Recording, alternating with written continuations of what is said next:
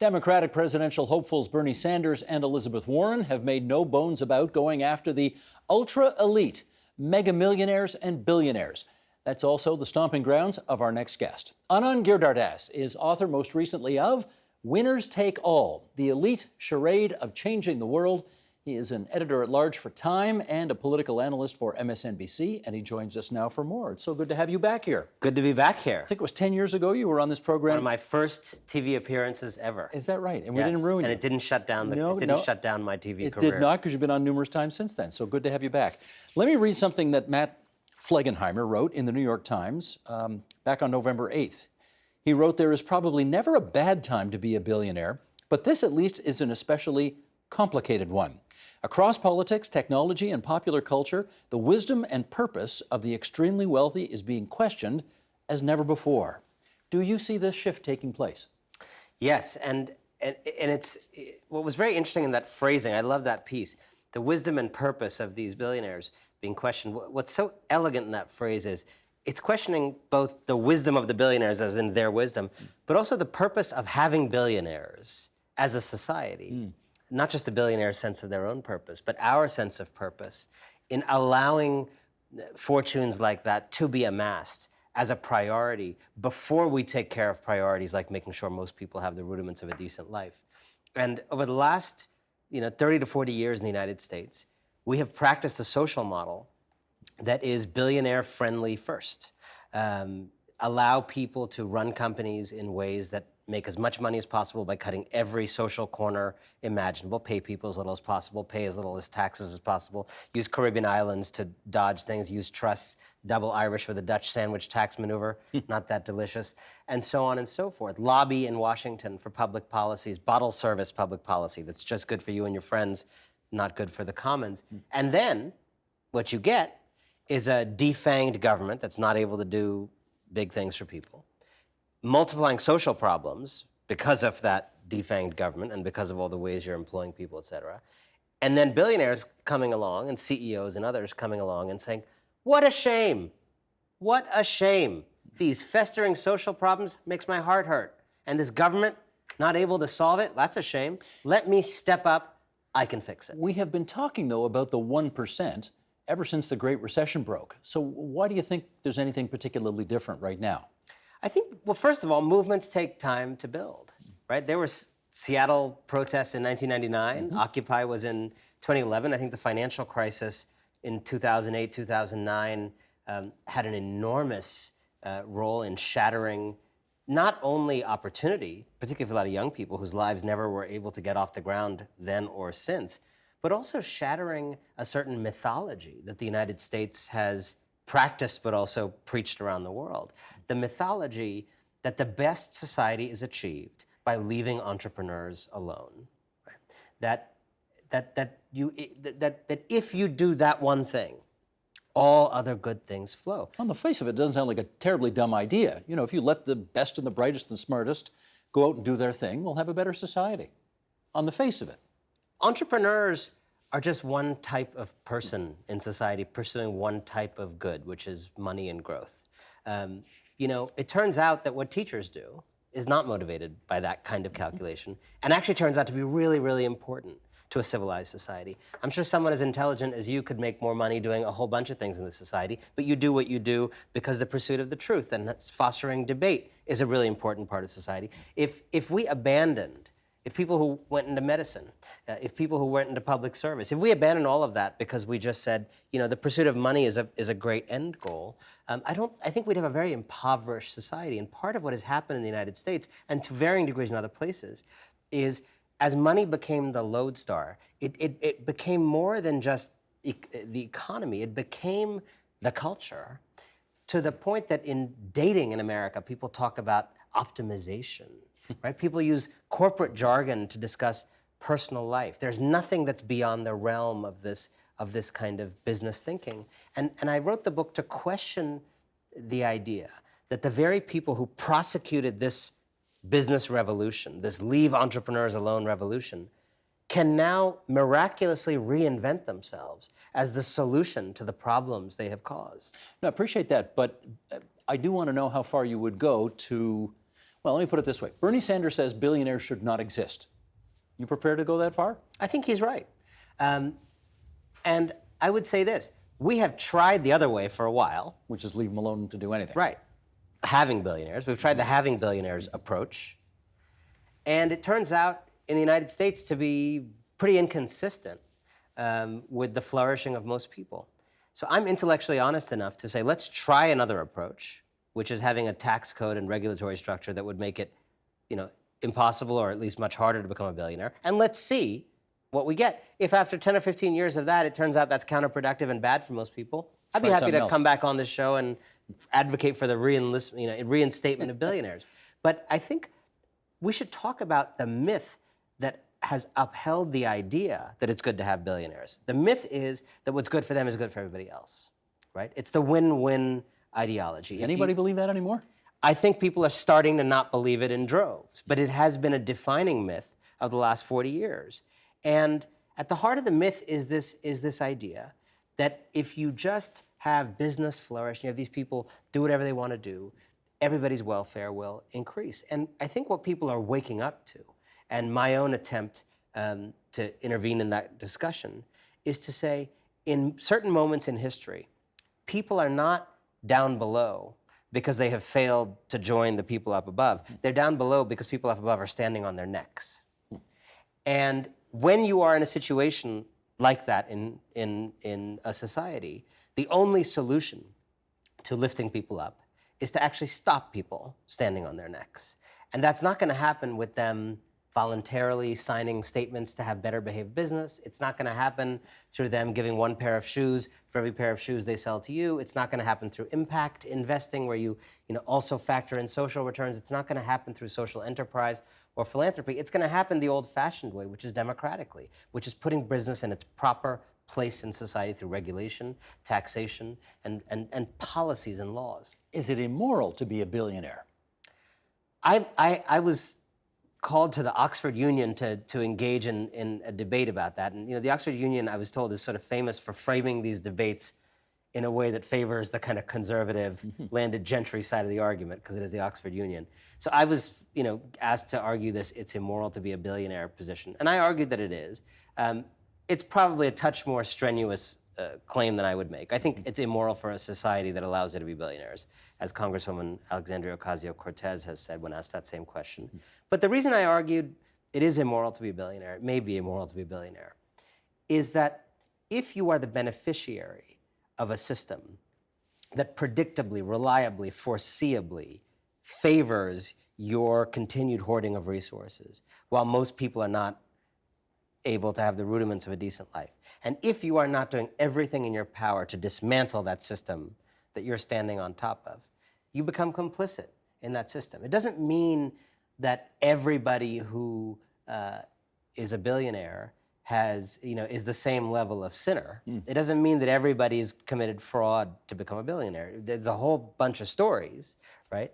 And the wealth of the Sackler family, members of which are behind the opioid crisis in the United States, is really, really different from the wealth of Serena Williams, who's just really good at tennis. But both benefit from a set of societal arrangements that favor them in a way that I think if you are a responsible citizen, you have to spend your time fighting against. I was wondering if you were going to make a hierarchy between those who sort of inherited their billions and those like Zuckerberg or Gates who actually went out and made it on their own. Do you make a distinction?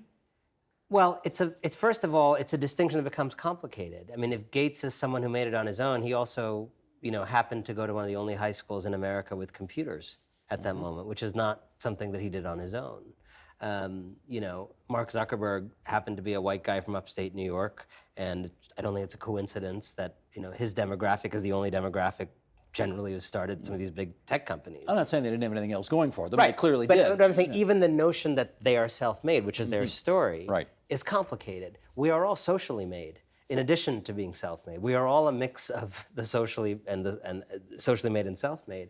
And I think part of what bothers me about the billionaire narrative of self-making is these are actually people who benefit more than most people from the high-quality structures and systems set up in a country like Canada or the United States, right? This is something people don't talk about. Like, a regular person benefits, a regular amount from Canada or the United States or any other country having good courts and whatever. But if you own Facebook, you really, really benefit from the United States having one of the greatest court systems ever invented in the world. You really benefit way more than a regular person. You really benefit from the Securities and Exchange Commission being what it is relative to its counterpart in Somalia. Like, if you are at Goldman Sachs, you may complain about regulation, but actually everything you are able to do and the trust you're able to have when you pick up a phone and place a trade is entirely based on these public systems. So these are people who benefit way more than average people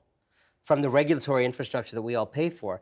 And then they have the gall to turn around and malign that infrastructure that they so leverage and so use just in those moments when it is expensive for them. It's extremely ungrateful. And I think part of what I'm advocating people need to do is to offer the plutocrats of the world, or of our countries, a deal. Here's the cost of doing business in Canada or the United States of America. Here's the tax rate. Here's the minimum wage, right? We think we have a pretty great country here. If you disagree, if you want to take Facebook elsewhere because our wealth tax that you don't like, no problem. Well, let me put this to you. Democratic candidate Elizabeth Warren has proposed a wealth tax, 2% on assets over $50 million, 3% on assets worth more than $1 billion. Billionaire investor Leon Cooperman wrote this in a letter to Elizabeth Warren in October. He wrote, "However much it resonates with your base, your vilification of the rich is misguided, ignoring, among other things, the sources of their wealth and the substantial contributions to society which they already, unprompted by you, make." Earlier in October, Cooperman said, "I believe in a progressive income tax and the rich paying more, but this is the," we're a family program here, so I'm going to say, "but this is the effing American dream she is SHITing on." On November 5th, JP Morgan Chase CEO Jamie Dimon said she uses some pretty harsh words. Some would say vilifies successful people. I don't like vilifying anybody. I think we should applaud successful people. Okay, let's pull this apart a little bit here. The Warren wealth tax. What do you think, for starters? Couple things. First of all, when Jamie Dimon contacted me to I was going to get to challenge some of my public comments on these kinds of issues, and he had no problem vilifying hardworking people when I suggested to him that a lot of workers are exploited in America by the CEOs that he admires and pals around with, and he said, no, some people just don't like to work. So he has no problem vilifying punching down. He just has apparently a problem with people vilifying billionaires. If you think that a 3% tax only on those assets you have above $1 billion is vilification, you need to get out more. You may be living in such a cosseted cotton ball bubble that you actually don't even know what it means to have anybody tell you the truth. 3% is a lower percent than all these people make in their annual returns on capital, okay? She's literally not even gonna I actually disagree with her plan in that sense. You want it higher? I actually don't think anybody's fortune would get smaller, because now she's raised it to 6 because of her Medicare for All plan, so that could, but even 6, most of these people have a rate of return on capital that is in excess of, it's in the tens or teens in many cases. And so the idea that a person who is proposing to merely reduce the rate at which you continue to get richer than other people is vilifying you, you gotta get out more. What's really interesting, there's a couple talking points that we're seeing emerging under what I call kind of the great plute freakout of 2019. All these people, you cited some of them. I would cite Michael Bloomberg is now exploring running for president out of the same motivation, right? Leon Cooperman just went on CNBC and cried. Michael Bloomberg is maybe the first person in history to run for president as a form of tax evasion, right? Just to literally avoid this nominee who might tax you 3%. And what is so interesting is you're seeing the talking point. So talking point number one is the one you cited. You're vilifying, you're demonizing, class warfare, that whole talking point, right? When in fact, Warren actually gets attacked on the left for not going after these people hard enough, for saying she's a capitalist, for saying she believes in capitalism. Yep. Second, the talking point is, hey, this is not bad for us. We're not about us. This is bad for you. If you tax us billionaires more, you guys are going to get hurt. And here's why. So Zuckerberg says there's going to be no diversity in medical research, because all these rich people are funding different medical research things. Apparently the kind of diversity Mark Zuckerberg believes in is in medical research. So there's going to be none of that. Leon Cooperman says all these good works, all this money that I'm going to spend on charity, won't be able to do that. They give to the arts and et cetera. Right.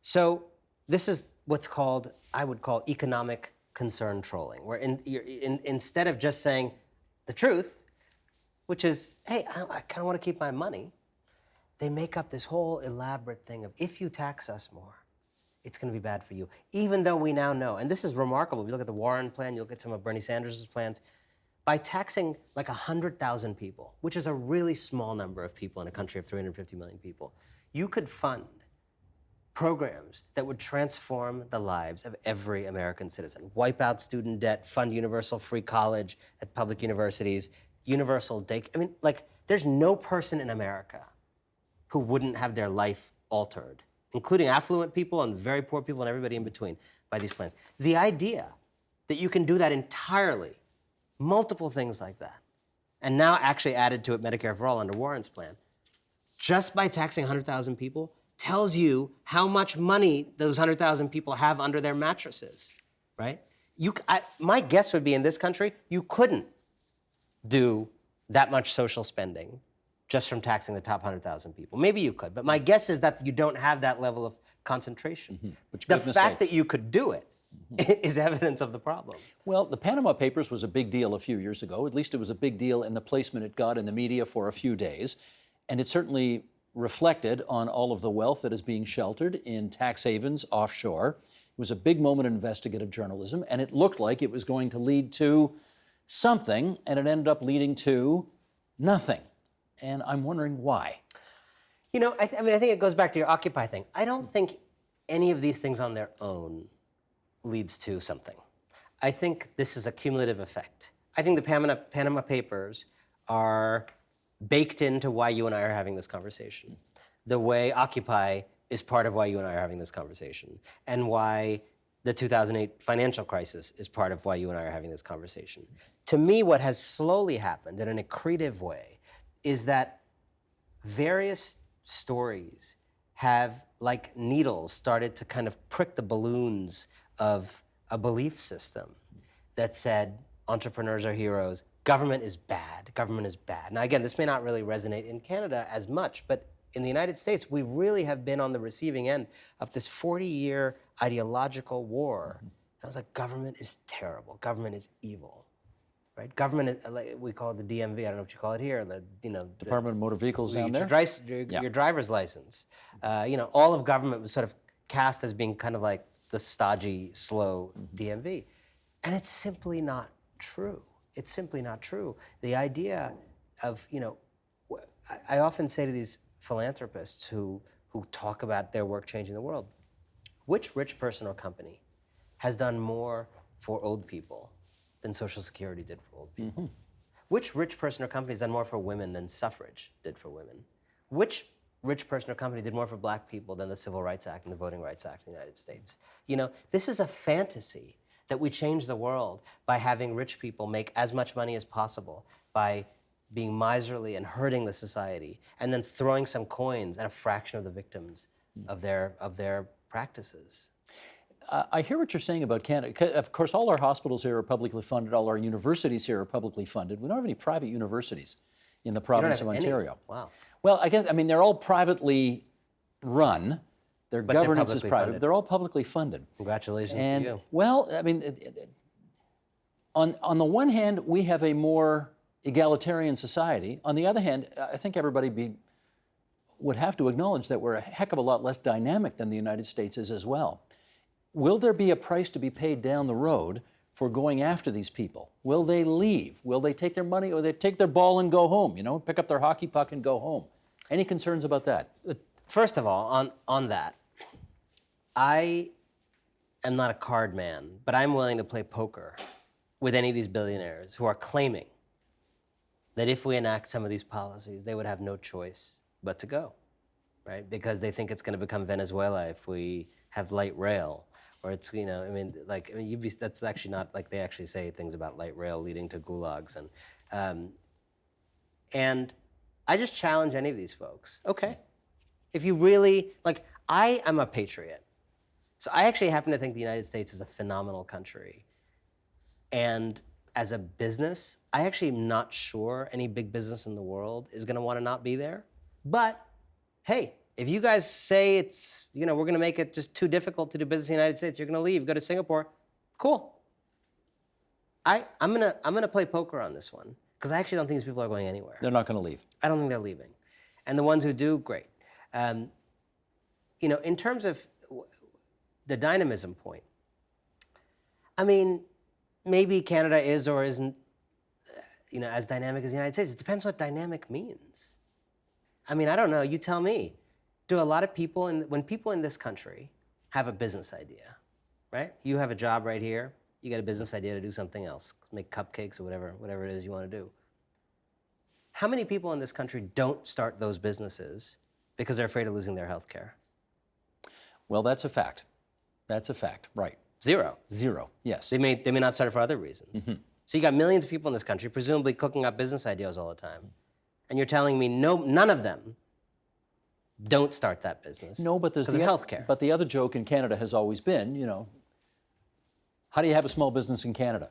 You open up a large one and you wait 5 years. Okay, I mean we hear that that too. But I think this is part of the secondhand anti-government smoke. Mm-hmm. What you're saying is remarkable. Because in my country, I would say most people with a business idea, when I talk to people, the number one reason most people don't do it is because, what are you going to do about healthcare for that year? So who's dynamic? I'm trying to problematize some of these assumptions we have. I actually don't think the United States is as dynamic as it looks. It has high corporate profits, if that's what we're talking about. But it's a society in which most people live in terror of following their dreams. It's a society in which going to college is now a potentially economically fatal decision for many people. It's a society in which, daring to do something great is a recipe for falling on your face for many people and not getting back up. So I would argue that a society that actually assures a certain level of decency and dignity and a horizon of the future for people may be more dynamic, depending on how you define dynamism. I was in San Francisco earlier this week. I'm sure you'd find a lot of dynamism in San Francisco. There's also a lot more homeless people on the streets of San Francisco than there are in many other affluent countries on Earth. So I'm not sure what dynamism really means. And I would subscribe to a definition of dynamism that included dignity. Let's bring Barack Obama into the conversation, shall we? Where is he? He's not on the wings there. You can get anybody. I mean, well, it's a pretty good program. Maybe we can get him. I can't get him, but I can read him. And here we go. Here's what he had to say on the Democratic Party's presidential nomination race. Mr. Obama, this is in the New York Times, Mr. Obama cautioned that the universe of voters that could support a Democratic candidate are not driven by the same views reflected on, quote, certain left-leaning Twitter feeds or, quote, the activist wing of our party. And here's the former president. Even as we push the envelope and we are bold in our vision, we also have to be rooted in reality, Mr. Obama said. The average American doesn't think we have to completely tear down the system and remake it. His remarks offered an implicit critique of Senators Bernie Sanders and Elizabeth Warren, who have urged voters to embrace political revolution and big structural change. How problematic are the fissures inside the Democratic Party today? First of all, Barack Obama is someone who I respect tremendously. I think he's trying to do the right thing here, but I think he's wrong in the quote that you read. And I don't say that lightly, because I think he's one of the most thoughtful people the United States has ever produced. But I think he is also someone who revealed himself to be temperamentally conservative on some of these things. He is not a flamethrower, and he's not a revolutionary. And I think a lot of that was the necessity of being a black man in America trying to become president. There was a lot of things he couldn't do in ways he couldn't be. We got to be real about that. But I don't think his own temperament and his own approach to the world, which worked for him and worked when it worked, should distract us from the fact that for many years before his presidency and continuing through it, the fundamentals in America of inequality, of how many people feel like the country is working for them or not, did not improve. And he did not go after Wall Street the way I think most people now feel like someone should have gone after Wall Street. Gets too much money from them. Correct. And And so I think he's entitled to his views. I think he's trying to play a peacemaker role. I think he's in touch with a lot of these candidates and is trying to just make sure they. Yeah. But to your point about fishers, I think fishers are good. I think fishers are good. You know, and I actually would say, contrary to this kind of worry, I actually think the Democratic Party in the United States right now is having an incredibly important, fruitful argument. Right? This is a graduate seminar level argument taking place in thoughtful sound bites at the scale of tens of millions of people. They are having, in particular, what I would describe as a referendum on capitalism in the United States in a way that we have not had. And I actually don't mind. I think they have a slightly high number of candidates. I think 1 in 4 Democrats in America is running for president right now. But besides that, this has been a thoughtful conversation about what do regular people want, incrementalism because people are cautious, which is true, or sweeping structural change because things aren't working in their life, also true. Do people believe that you can lift up those down below in a way that does not change anything fundamental for those on top, which is what Joe Biden promised some donors, and many other centrists would kind of argue, or are Warren and Sanders right that the only way to lift people up down below is to cramp the style of those on top? This is a good, worthy argument that we are having. For sure. And the former president's position would be if you're trying to turn the Titanic around and you turn it around too quickly, it's going to tip over. But I don't know that I accept the metaphor. I'll tell you what I think is going on that makes me not believe that quote. When I go out there, I think people like you and me who analyze politics overestimate how political the average voter is, how much the average voter thinks in terms of the left, right. Most people do not wake up every day thinking of themselves as left or right or this and that. We live in very polarized time. There's a lot of people in the middle who go, the famous boot voter in the United States, voted for Bush, Obama, and Trump, right? Now, no pundit can explain that. How can you like Barack Obama and a white nationalist and Donald Trump? How? But people do, a lot of people do. People are complicated, people are messy, people don't fit in these boxes. So I think sometimes, and Donald Trump's presidency indicates this, the vodka version of something is actually more appealing to people than the beer version of it, right? The more purely distilled version. Yeah, it's stronger, yeah, it's harder, yeah, it's more extreme.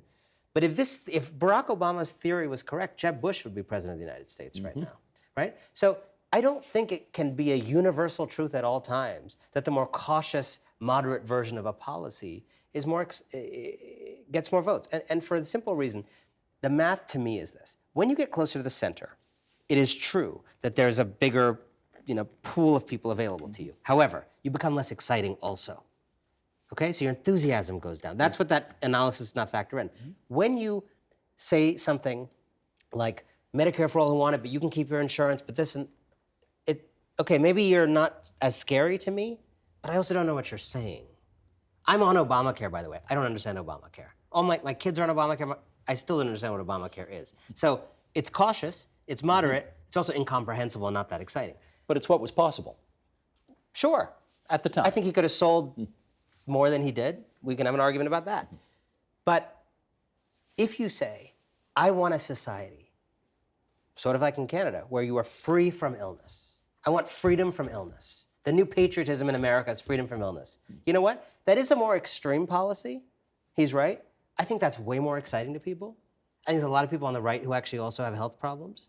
And I actually think when you frame things like that, even though it may sound more extreme, because you are making it simple, accessible, moral, you are often able to have way more votes on things like that than the cautious incremental thing that sounds like a KPMG report. Okay, I hear you, but let's finish up on this. The election we know is going to come down to a handful of states, right? You can tell me today these states are going to vote red and these states are going to vote blue. I mean, you know Alabama is going to vote for Trump and you know Massachusetts is going to vote for whoever the Democratic candidate is.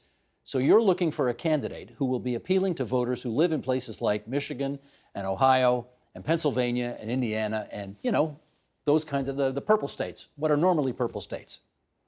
Who's the more likely candidate that is going to beat Trump in those states? Somebody like Bernie Sanders or Elizabeth Warren, or somebody like Joe Biden, Mayor Pete, Amy Klobuchar, somebody more centrist? I think there is truth in the notion that right now, as things have been framed, and it's early in the game. And remember, people are pandering to the liberal base right now. They're not playing to a centrist voter in Michigan right now, and they will a year from now. But right now, I get the argument that someone like Biden, kind of more milquetoast middle, is more appealing in those places. I think that's probably true. The math bears that out.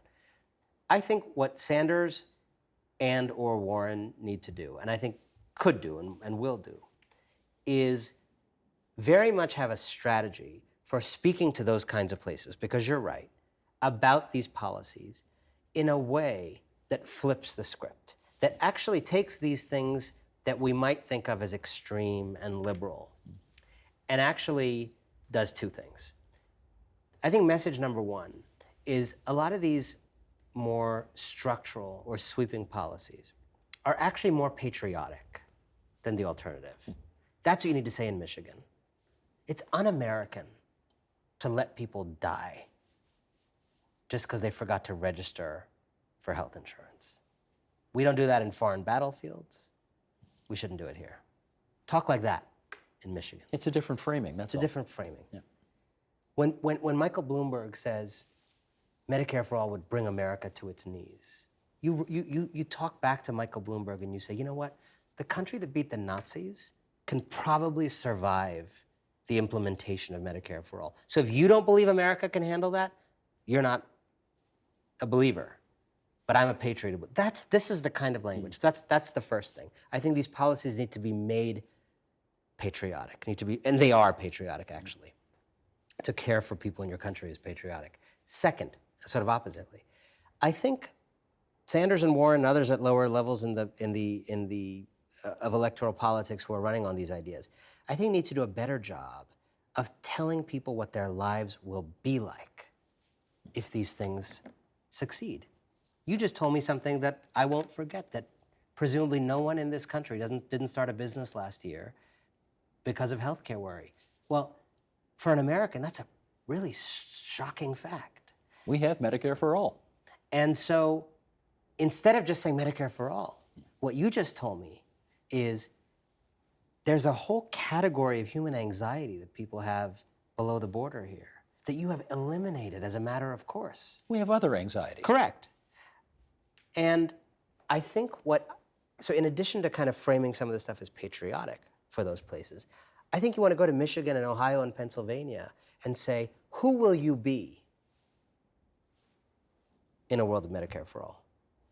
Who will you be when you don't have student debt? Who will you be when you're not sitting around worrying about these things? What businesses will you start? What books will you read to your child when you don't have to read medical bills around the table? I don't see them talking like this in the way that I think they could. So there you go, free consulting. That's a good vision for a candidate. Free of charge. You just gave it to them. Let's see what happens. There's lots of time left for somebody to jump on that. Anand Giridharadas has been our guest. His book, Winners Take All, The Elite Charade of Changing the World. And we're glad it's brought you back to our studio for the first time in 10 years. Good to see you. So happy to be back. The Agenda with Steve Paikin is brought to you by the Chartered Professional Accountants of Ontario. CPA Ontario is a regulator, an educator, a thought leader, and an advocate. We protect the public. We advance our profession. We guide our CPAs. We are CPA Ontario.